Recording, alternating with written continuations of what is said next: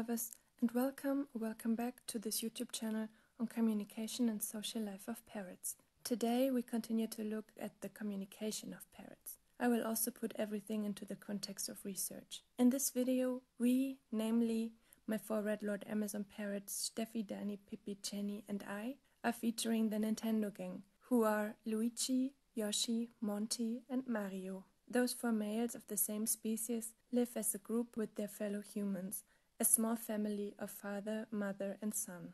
Okay, let's start with a little recap.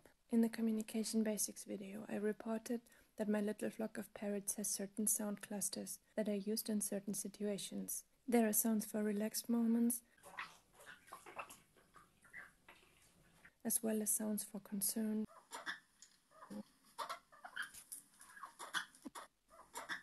frustration,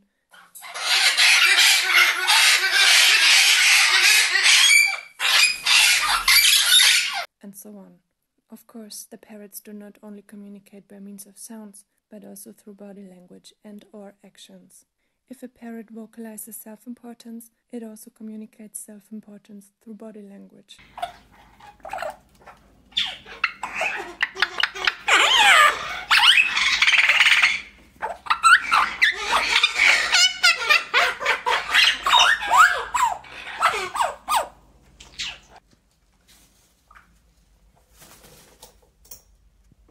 And when dominance is vocalized, it is also communicated through body language or even actions.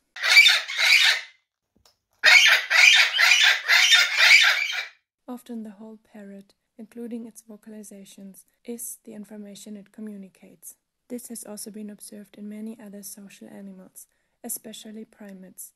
It seems to me like my parrots are constantly tuned in with one another, through their vocalizations, as well as through knowing the emotional state everyone is in. In addition to the communication of emotions, there is also communication of factual information. My 4 parrots use certain sounds that are associated with me, like some sort of a label or name for me. They use whenever one of them hears or spots me in the distance, when I'm not among them. For example, when I'm coming back home. When they hear me but can't see me, when they spot my car. They use it to greet, to call me, as well as when they refer to me. And they also seem to have other labels for other people, such as my husband. When he's coming home, when they hear him somewhere in the house but can't see him. It's a similar sound, but different enough so that my husband and I always know who they are talking about. When one of us is in the bathroom, they also embed those sounds associated with him or me in their chatting, like they are discussing what my or his business on the toilet is. Yes, they are quite attentive. Such exchange of factual information is where it gets much more exciting, because this type of communication goes beyond what has frequently been described and documented for other species than Homo sapiens. Sometimes it seems like Dani is like a sports reporter, explaining or commentating what's going on outside of the parrot's room. The females then respond by communicating interest, disinterest, or other emotions, like concern, excitement, and so on. When Dani hears me coming home and tells the females about it, they can get very excited, start calling out greetings and other stuff, and then slide deeply into noise. Then Dani would also tell them to shut up, because I wouldn't enter their room when they squeak and squawk, to not encourage and reinforce such noise. I've been playing around with freely available sound visualization software, and here's how my name looks as a spectrogram. Mind that my name is vocalized twice. And here's how the sound that my parrots use to refer to my husband looks like. As it sounds slightly different, it also looks slightly different. And it is a bit slower. I think I need a better software to be able to visualize my parrot's sounds better. It is known that parrot parents sort of name their chicks. They are assigning signature labels to them while raising them. Those signature sounds are kept throughout lifetime. If parrot parents name their young, it is not implausible that parrots also find labels for people in their environment. I can't know what exactly the sounds specify, whether those labels are really names or some other information such as the peculiar biped, the other peculiar biped, fun level basic, fun level exuberant, get ready for the ride. Nobody knows. There are many reports of corvids gathering spontaneously and efficiently when they see hunters gathering for a driven hunt. How they recognize the hunters is not clear, perhaps by their high visibility vests. Perhaps some corvids simply know the hunting procedures that regularly take place in the fall and wait for any indications of it. Whatever the case, by the time the hunters are complete and the driven hunt starts, the number of nearby corvids has multiplied. And as soon as the hunters spot their kills, the corvids are on spot to take some of it, or to later take what the hunters may have left behind. Here too, we humans speculate whether the corvids can gather so quickly because they can inform each other about the upcoming hunting event using code sounds. If so, how specific would their communication be? Would they vocalize come, feast, yummy, here we go? No human can know. Nevertheless, such factual information propagation brings us closer to human language than the mere communication of emotions. I mentioned my parrots' individual voices and learning patterns for different sounds. Let's recap this topic by tracing one sound from Steffi into my little flock's repertoire of sounds. Here you can see and hear Steffi making the sound. Steffi adopted it during her first year when it was just the two of us, Steffi and me. Sweet Steffi, also sometimes referred to as Principessa Estefania, loves to give me orders, which I, injuring Her Majesty, sometimes don't follow. Then I would gently tell her no and blow 2 kisses in her direction, like Steffi then would react in this way, expressing a spark of displeasure at my refusal to obey her orders. Steffi and I practiced this sort of interaction about several hundred times, almost like a ritual dance. Then Dani joined us. He copied all of Steffi's sounds within just a couple of days after fletching and made those sounds his own sounds. He even copied Steffi's entire human word repertoire and was able to reproduce it when he was not even 3 months old. However, for some sounds he probably misunderstood the context. He started using this sound in more general situations, not directing it to me, but to the outside world, to express self-importance and to display. Steffi and I keep using in our ritual dance situations up to this day. Then Pippi and Jenny joined us. At first, the communication between Steffi, Dani and me has probably been very freaky to them, and many things and contexts they probably just did not get. However, they also copied this sound and now use it in the context of displeasure. Very similar to Steffi, like, how dare you, behave better next time.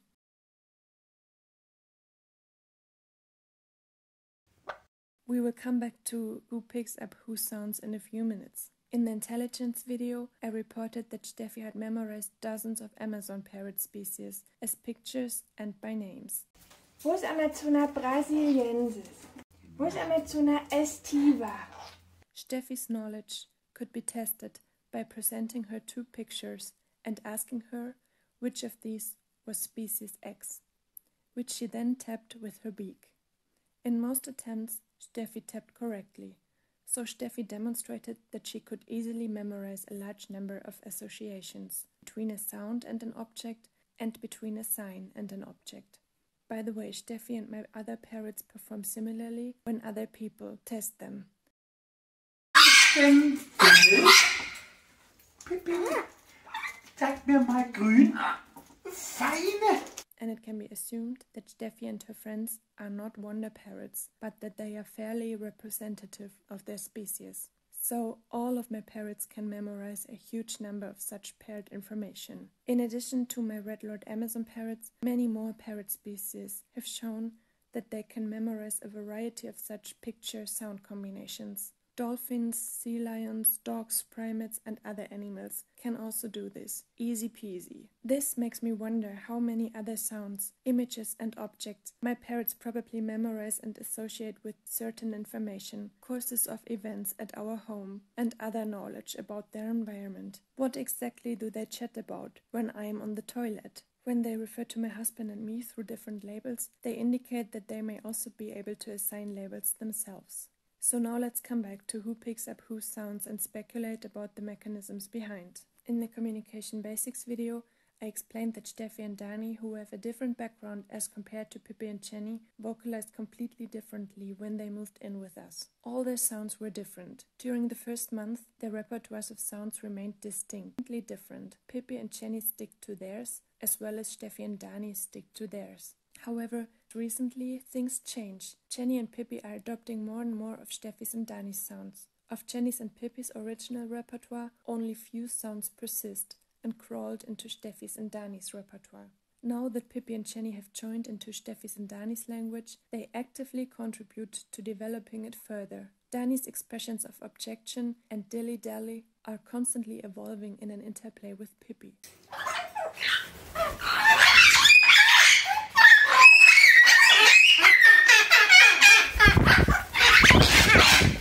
Steffi's sounds of sweetness, to win my attention and to manipulate me, constantly evolve through a close collaboration with Jenny. Why did Pippi and Jenny suddenly open up to Steffi's and Dani's sounds? Why didn't the four parrots just merge their repertoires? Parrot sound repertoires, in the scientific community often referred to as dialects, fascinate scientists for decades. Ample of scientific studies have been conducted, and it seems like merging of repertoires, dialects, rarely happens. Not even in the wild where two populations live nearby.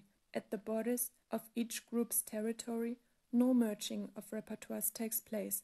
It seems to be either one or the other dialect. When parrot individuals move to new locations and join the residing parrots there, they seem to adjust to the new dialects. Also, it seems like pairs of some parrot species produce some sort of a pair duet during breeding season to defend their nest sites. Sometimes dialects rarely change for long times, and sometimes very fast evolution of dialects has been reported. So could it be that Pippi and Jenny, as the new arrivals, had to learn Steffi's and Dani's language, however, refused doing it for as long as their hormone levels were elevated during breeding season? And could it be that by now the four of them are developing their repertoire jointly? What role does male Dani play?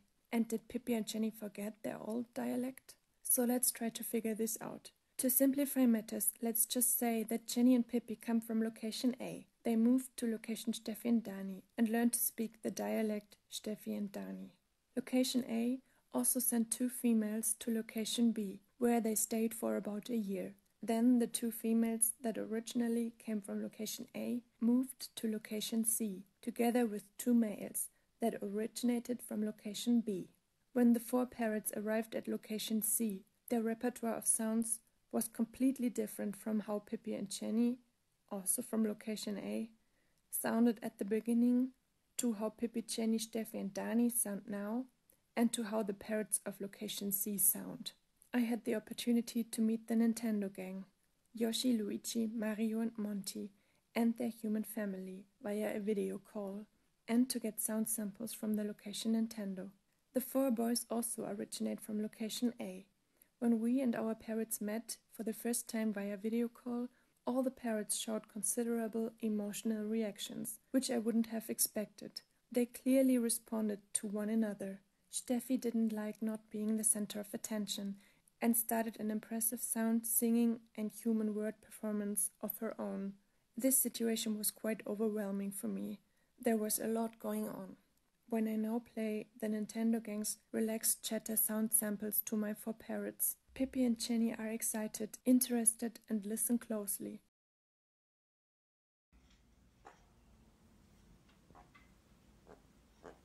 I know I shouldn't anthropomorphize too much, but it really seems to me like Pippi and Jenny are pleased when they hear the Nintendo gang's chatter.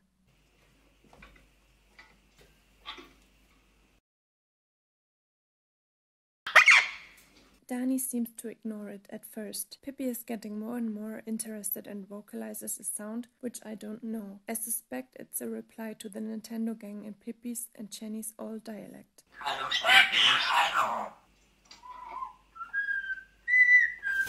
Also, we hear Steffi singing, talking, performing. Steffi always behaves like that, because she always wants to be the center of attention.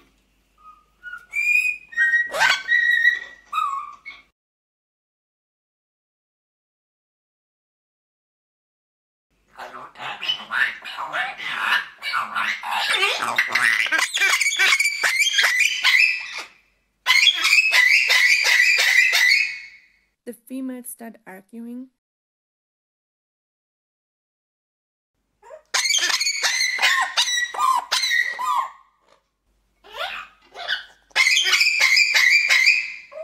That annoys Danny. He displays and vocalizes his dominance call. Then Pippi and Danny briefly negotiate via dominance calls. Danny wins.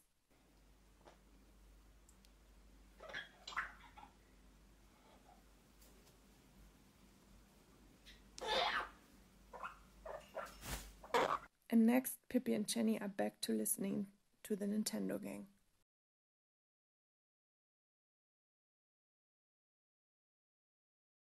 However, when I play the Nintendo gang's dominance call to my parrots, the responses are different. Before we listen into the reactions the Nintendo gang's dominance calls triggered, let's shortly recap how Pippi's dominance call sounded when she was new to our place. It's the same call. Pippi dropped it later. Neither Danny nor Steffi ever picked it up. Now let's listen again to the dominance call Pippi had picked up from Steffi and Danny.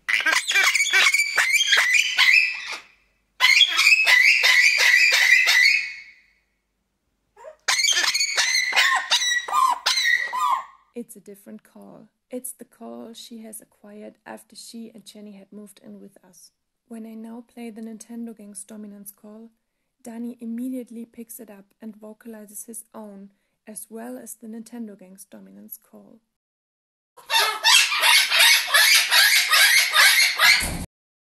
That is super interesting.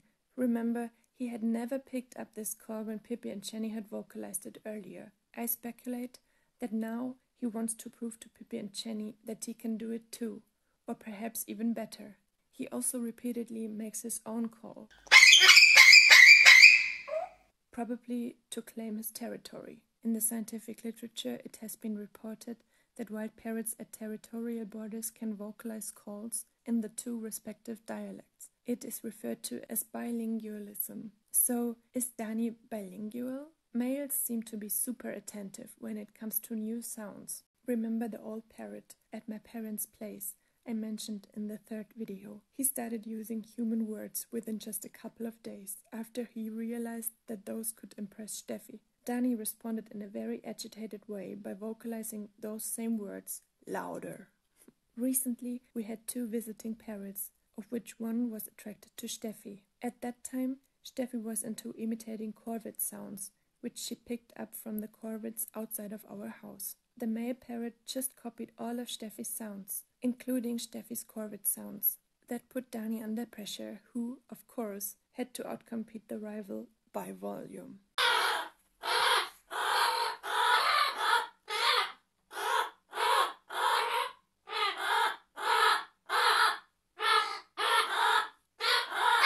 The Nintendo gang's fellow humans recorded the Nintendo gang's vocalizations on the day after our parrots met via video conference, and amazingly, the 4 adorable boys seem to have started practicing some of Steffi's sounds too. Already 1 day later, I recognized those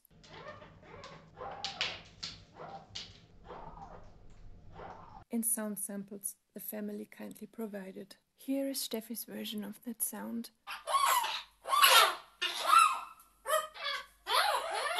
Her sounds may be very weird, but we can nicely use them as some sort of contrasting agent or tracer and follow her sounds into the repertoires of other parrots. So I think our observations allow to draw the following conclusions. Young parrots learn their home dialect, like some sort of a mother tongue. Dialects are linked to specific groups. No merging of dialect occurs. Attractive females shape the group's dominance calls by indicating what they like. The males pick up on this, master it, trumpet it around, trying to outperform rivals. In this process, they may misunderstand part of the original meaning. Parrots are probably able to learn arbitrary sounds and to assign meaning to them. I don't know who of my 4 sweethearts comes up with the labels for people. My guess is Steffi, but I can't tell. But it's mostly Danny who is using them. We can assume that my four sweethearts need to come up with new labels once more people live in our house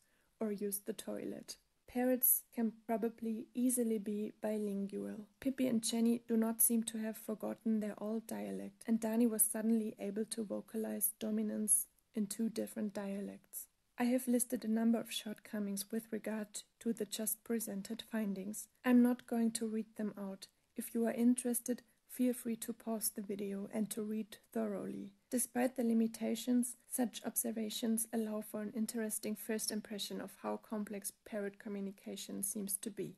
It's an interesting preliminary case study. I personally find this topic of dialects and animal communication super fascinating. By the way, dialects were not only reported from parrots, but from many other animals as well. Last year, for instance, a Swiss study made the news, which found that marmot populations of relatively nearby but still separated locations use different alarm calls. This suggests that these alarm calls are cultivated and passed on individually by each marmot group. Animal sounds and communication often sound alien to us. The sounds are often disharmonious, and we wouldn't consider them as beautiful. That's why we humans often find it difficult to listen in. We are missing a lot because sounds of other fellow species on our planet are a pathway to an entire unknown universe, which would amaze us if we just listened. However, there are super cool approaches by artists and musicians in terms of making animal sounds more tangible for us. For example, artists try to visualize animal sounds. Recently, I had the opportunity to visit an exhibition of Holly Druid, an artist who has a special hearing and visualizes all kinds of sounds the way she hears them, including animal sounds. She converts these sounds into beautiful pieces of art. Look how fascinating her artwork is. Those paintings show how she hears birds. I love approaches like this. Such approaches may help us to enter the, to us, alien world of animal sounds. Thank you for watching and see you next time.